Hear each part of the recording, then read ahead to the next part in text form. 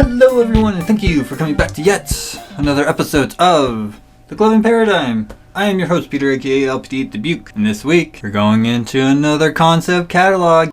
Why? Yes, this week I get to cover a very fun topic for me because this is always fun to do. I always like doing the concept catalogs. I know a lot of people actually really like it when I do concept catalogs because I break down concepts that people really are interested in. No! That can't be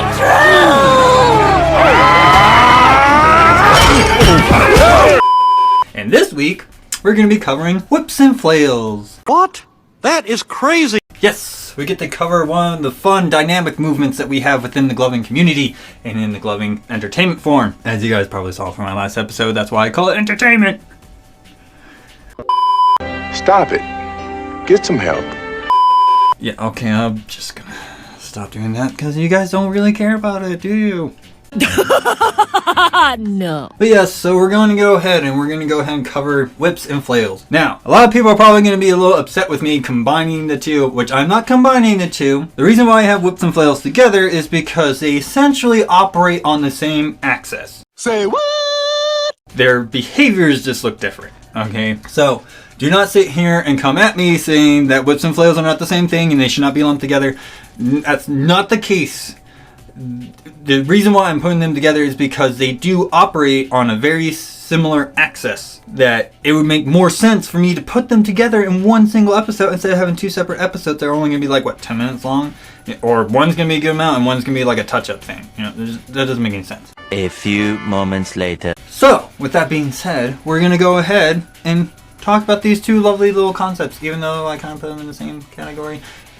Regardless. So, the first thing I'm sure a lot of people are probably going to be asking, if you're not familiar with gloving, is what is whips? What is doing a whip within gloving? So, whips, by definition, is a gloving concept that swings lights around in the space provided that emulates the behaviors and mechanics of a whip.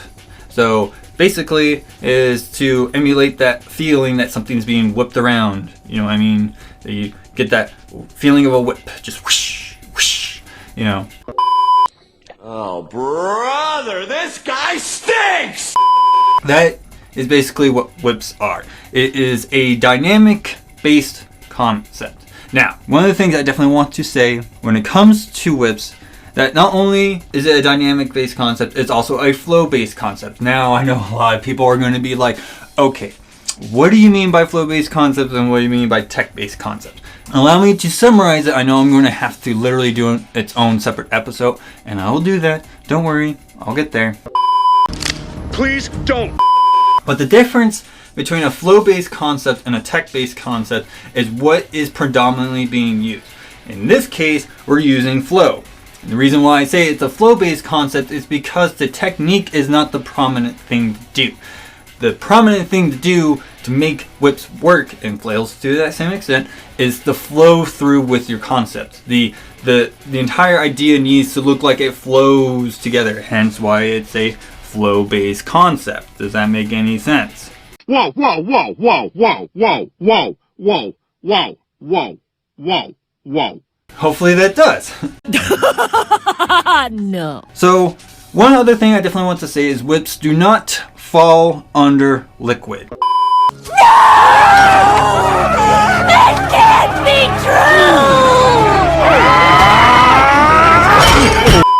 true! That's one of the biggest misconceptions that people will have about whips, is that they sit there and go, oh, whips falls under liquid. No, because if you say that, so do flails. And they don't necessarily fall under liquid. Yes, they take on liquid type behaviors, but I do not count them as a liquid-based concept or something that falls under the category of liquid, because liquid is more emulating a behavior of what an element does, such as water. Whips do not operate, in my opinion, to water in that same fashion. Also, it's just because, yes, liquid can be very dynamic in moving around and getting all those fun type little things, but it's not as dynamic as whips is. That's where I kind of really push the differentiation, if that makes any sense for everybody. Sure, Jan. One thing I'll definitely say when it comes to whips is that, yes, there are different variations of it, and they kind of fall in the same category with with flails, which I'll get into later, but there are many different variations, okay? So, now that we got whips out of the way, let's cover flails. I'm out of here. So, I'm sure a lot of you are probably asking me, how do I define a flail? Okay, flail, basically, is another gloving concept very similar to whips, but has a higher emphasis on the dynamic aspect rather than just being what it is. Nope, stop talking, go to jail. So, to my YouTube watchers, as you probably have seen me doing this is what's considered a whip, is where you fan out your fingers in a rotating motion that comes off like I am whipping something around your face, right? So on and so forth. A flail is just a basic continuous motion that does not use the finger roll mechanic to emulate its effect, okay? So one of the things I'll also say, again, flails is another flow-based concept. It is not the technique that is so prominent that needs to be done. It is the flow through. It is literally the starting it and ending it that needs to make sense. It needs to just carry the viewer through. The viewer does not need to shouldn't have to work to understand the concept when it comes to a flow-based concept. It should just, if it flows through, then the viewer is going to flow through it. You know, they're going to flow with it, basically. Oh, I see. Yeah. So that's one of the things I definitely want to say, and I definitely wanted to cover. So one other thing I definitely want to explain when it comes to flails is, yes, unlike whips, it does not use the finger roll mechanic to pull off its effect. You know, it is literally just a very stronger, higher emphasis of the dynamic of the velocity. So when it comes to flails, it utilizes poi mechanics to really bring about what it wants to do. So that's where we have, you know, spin, anti-spin, we have the butterfly effects, you know, things of that nature. Anything that you can do in poi, you can apply to flails. Whatever you say, Stone Cold Steve Austin. I don't know why I just said that. Doesn't make a lot of sense, but gotta stand by it. And it's as crazy as it sounds, because some people are like, how on earth do you take one flow art and, you know, integrate it into another? Right there, people, that is exactly how you do it. You just look at it and be like, you know, flails and poi kind of operate in the same fashion. Maybe if I just use that knowledge and put it together, maybe I can come up with something. That was so terrible, I think you gave me cancer. Yeah, I know. A lot of you are probably gonna be like, okay, please stop. For the love of God, please stop. No.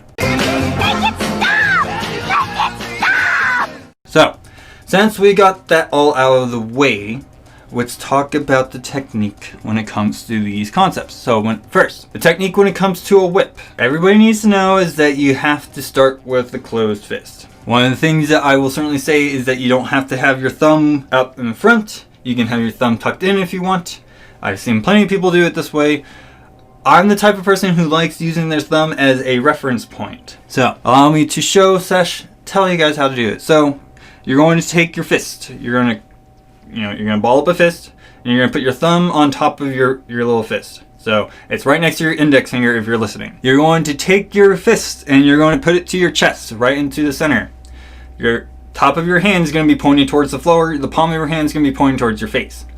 Basically, what you're going to do is you're going to move your hand forward, and as it's moving forward, you're going to finger roll. And then you're going to rotate your hand around as you go to close and pull it back in. That is basically a whip. Is you come to fan out, turn it around, fan back in, pull it back in. That is basically what you want to do. Now, one of the things I definitely want to cover when it comes to whip is thumb placement, because surprise, surprise, where your thumb is actually important. Now, depending on the configuration of your thumbs, which if you don't know what I mean, depending on how you have your thumb set up, whether the light's pointing forward or pointing backwards, which I call inverted, or if it's on top or if it's on bottom, like this is how it's going to be dictated. Now, you don't have to follow this, but this is a good rule of thumb to follow. If you want to rebel against it, fine, go ahead. I'm not stopping you. There's nothing I can do to stop you besides just letting you do the thing that you want to do. Whatever. So, when it comes to thumb placement on your whips, a lot of people want to stress this fact that when it comes to closing a whip of a forward whip, you want to tuck your thumb in and bring it in to hide it. You can do that.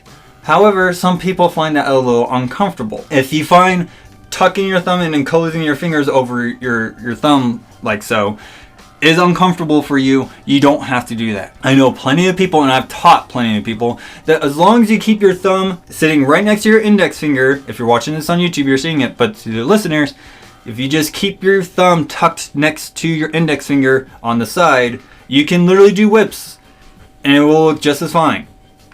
Okay? It's just make sure that you keep your thumb tucked in, because thumbs just hanging out there can kind of throw off the whip. However, I do have a caveat for this. So if you have your thumb pointing forward, even if it's on top or bottom, it doesn't really matter. But if it's pointing forward, one of the things I definitely try to tell people is I like using my thumb as the reference point. It is a point of isolation that my whip is going around. Okay, so yes, I have my fist balled up, I have my thumb on the outside right next to my index finger. What I like to do is I like to use my thumb to point it at my viewer as a reference point. So I will sit there, and as I'm moving in, I keep that reference point, right? I fan out, and then I just isolate around my thumb to keep that point of reference. And then as I close, I bring it in. It keeps that reference point around. I isolate around it, allowing me to get this really clean look, all right? Nice. Do you have to do it that way? No. That's just something I like to see. I like when people use their thumb in this fashion because it's so subtle, but it does so much to clean it up, okay? Especially if you're really close to the face and you just want to go like that. It looks super clean because you're not really moving. It just moves around the face so perfectly. It's something that you're going to have to practice on. Now, if you don't tuck your thumb in, can you still get that kind of effect? Yeah, you can kind of get that effect.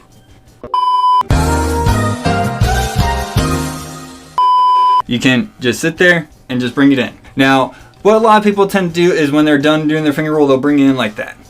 Okay, you can do it just like that. It won't hurt. To my listeners, as long as you keep your thumb tucked next to your finger or index finger and you go to close, just have your hands with the thumb side pointing towards the floor and your pinky side pointing towards the top, and just bring it in. That's going to be enough to allow you to do the thing you want to do. Okay, as long as you just keep your thumb in that place, it's fine. You're not going to lose anything, alright? Much later. But yes, one of the things I will definitely say is the use of the finger roll is absolutely crucial to pull off the whip. As you can clearly see how that makes it work. If you can't get that finger roll to do it just right, it's just not going to look pretty. Okay, so definitely make sure you have mastered your finger rolls. I know to a lot of newcomers, it must be really freaking annoying to hear that. But like I said in my quintessential lessons episode, finger rolls is literally the one thing you need to learn and master to master everything else, because it literally takes every aspect of every other concept to its simplest form. People don't tell me what to do. I tell them what to do. Enough of that rant. We're going to move on now. So, I just want to cover flails real quick before I go into the different variations. Okay, so when it comes to flails, as flails is defined, in my opinion, is a continuous action pattern, or cap, thank you, Jess. Bless you. That shows no pauses within a cycle. So that is the thing that makes it different when it comes to a whip and a flail. If whip comes out, comes back. That is a start and end point. It comes to a start and end point at the same position. A flail is just a continuous action. It just keeps going. It is literally this. Alright? It doesn't stop. It doesn't do anything else. It just keeps on going. Now, you do have very different variations of styles. You have the wrist flail, which is what I'm demonstrating right now for my viewers. And then you have the arm flail, which you operate off of your elbow, or you operate off of your shoulder. This is considered a flail. Surprise, surprise. Oh my god, look, he's doing a flail with his entire arm! No, it's not. Yeah, it is. Okay, sorry. But yes, there are different scaling effects that you have with your flails that you can operate off of. Anyways, so if you don't know how to do a flail, allow me to at least explain. So, starting with a wrist flail, you're going to start with your hand pointing down, and you're just going to rotate it. And as you rotate, yes, you're going to see different variations of where your hand's position. You do not need to literally do this flip. As you're rotating, these flips should be happening as well at the same time. Okay, so my fingers are pointing straight down, the top of my hand is pointing towards my viewer. As I'm rotating to go up to the top, my hand's going to flatten out, and then it's going to flatten out again. What I mean by flattening out to my listeners is that the hand's parallel to the ground. And then when I come up is flat face in front of my viewer, come back to that parallel to the floor configuration again, and then point straight down. And you literally just repeat that. And you can go in different other ways. Now when it comes to the elbow one, it is basically the same idea, but you're just going to allow your elbow to naturally rotate on its own. It will still get that clean circular effect. Why you pulling me? I'm right. Okay, and again, when it comes to the full arm thing, it is literally you just swinging your arm around in a full circle. Allow that rotation. Yeah.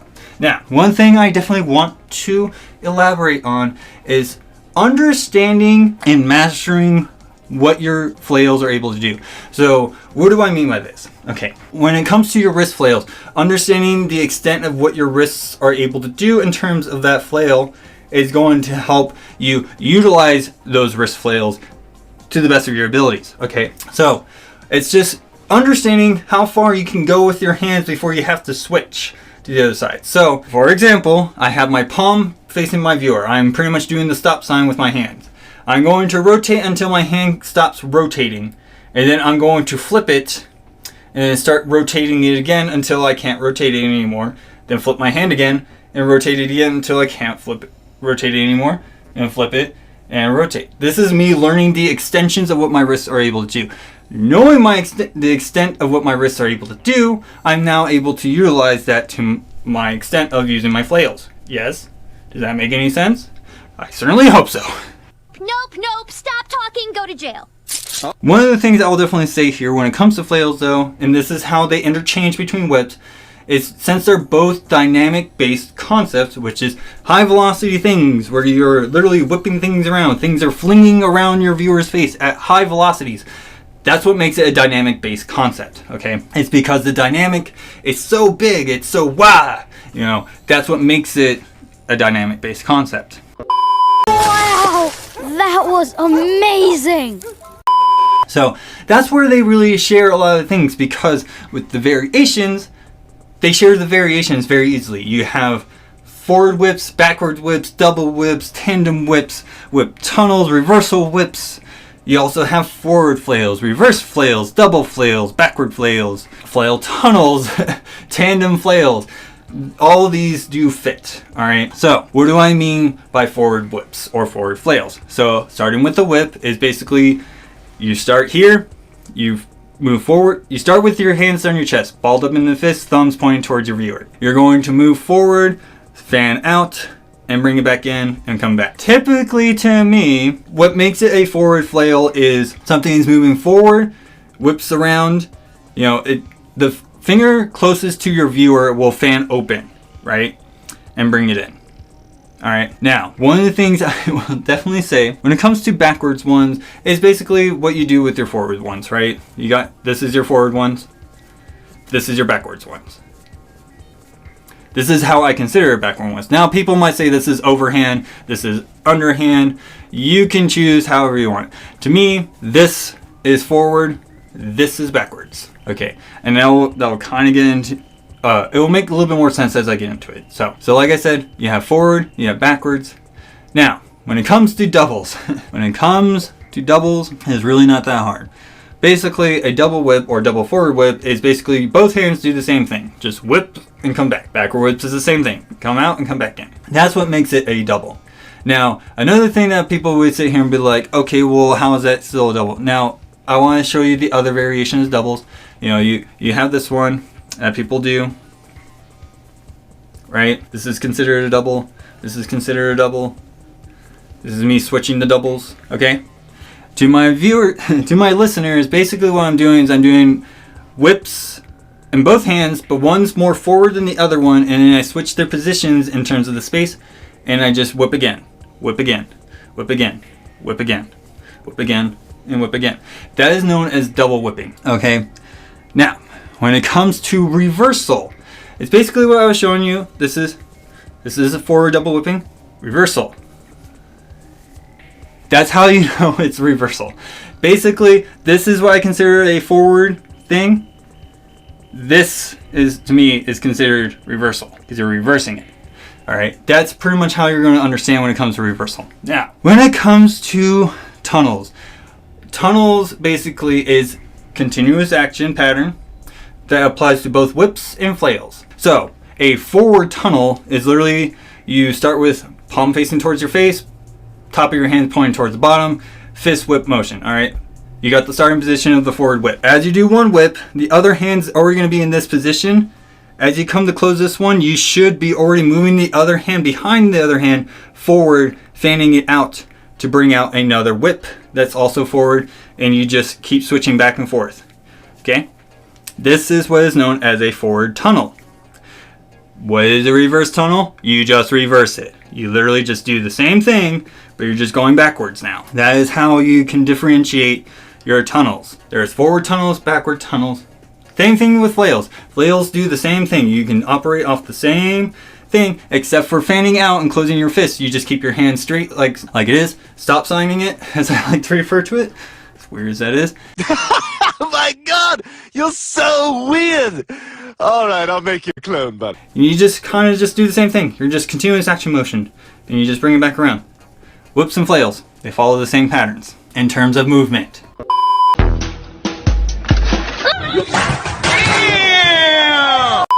Okay, now, what do I mean by tandem? Okay, if you don't know what I mean by tandem, is two independent things are symbiotically working together without realizing it. That is basically what tandem means. So what do I mean by tandem when it comes to whips and flails? It's basically they're kind of operating independent of each other, but at the big picture level for your viewer, they're working together in some symbiotic way that makes sense to your viewer. So, you know, I can have a whip over here, and I'm literally just whipping around. This, to me, is what is known as tandem whips. It's because they're not really trying to work together. It's just what they are doing somehow works together in that kind of fashion.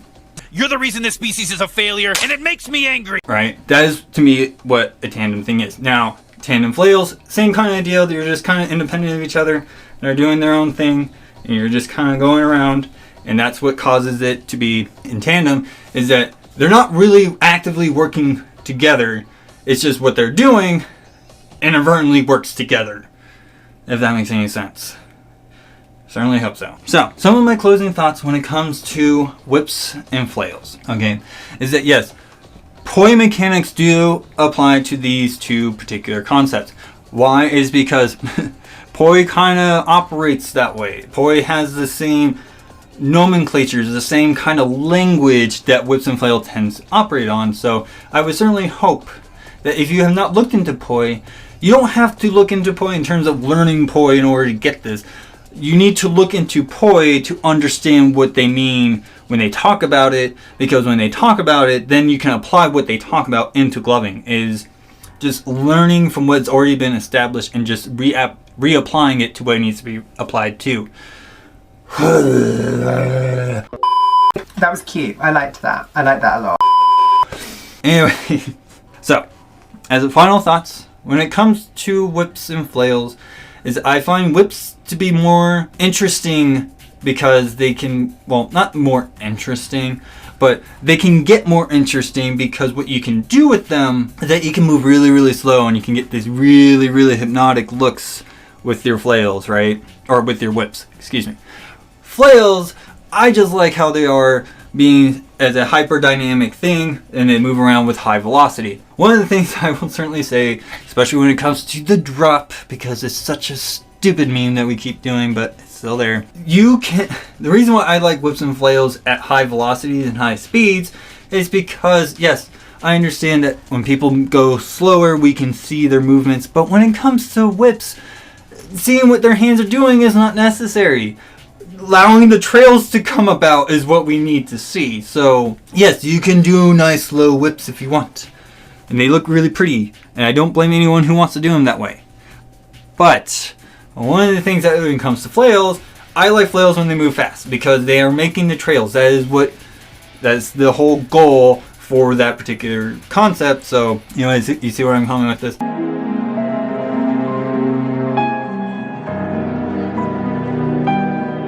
But I'm not saying that you can't go slow. I'd rather just see it much more faster. But that's just me. I don't know. It's up to you. You make your own decisions. I don't care.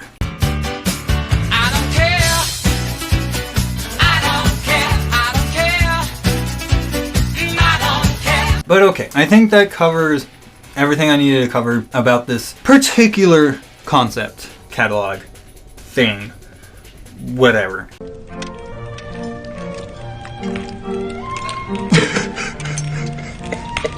But I will certainly say there is still a lot more that goes into it. There is a level of depth that comes in with your flails and with your whips and why they have different dynamics and why they're so widely applied to a lot of things. Okay? And it's just because it's these little subtle details that people need to pay attention to that tends to help you get better at the thing.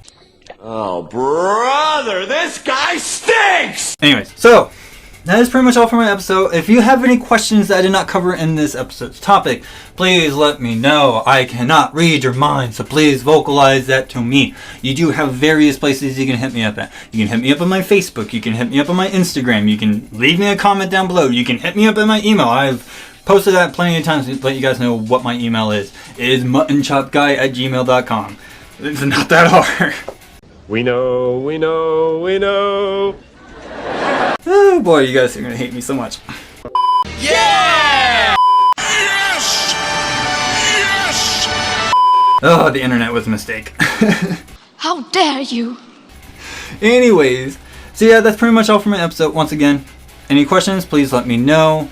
You do have the various outlets you can hit me up on. Of course, I'm going to be pushing this more and more as the new year goes in. But if you do like the content I create and wish to help me make better content in the future, you do have the wonderful opportunity to support me on Patreon. Yes, I do have a Patreon. Yes, you can donate as little as $1 per month to help me get closer to my goals that I need to get to because I want to push farther into this project thing. Please help me out here. But if you cannot do the Patreon, there are free ways to help me out on. Like, share, and subscribing is one way. Especially liking and sharing. That helps me a lot, way more than what you realize. Subscribing to my stuff also helps. Just letting people know that I'm doing this stuff helps me out a lot. And guess what? It's all absolutely for free. Only takes a minute of your time. So, if you can't give me money, at least help me out in that fashion. That's all I'm asking. That's totally fine. No, it's not. Yeah, it is. But yes, that's pretty much all for my episode once again. Thank you to everybody who has shown support to this project. Thank you guys so much for your continued, silent, moral support. I absolutely love you guys. But I am your host, Peter aka LPD8 the Buke, and I'll see you guys all next week.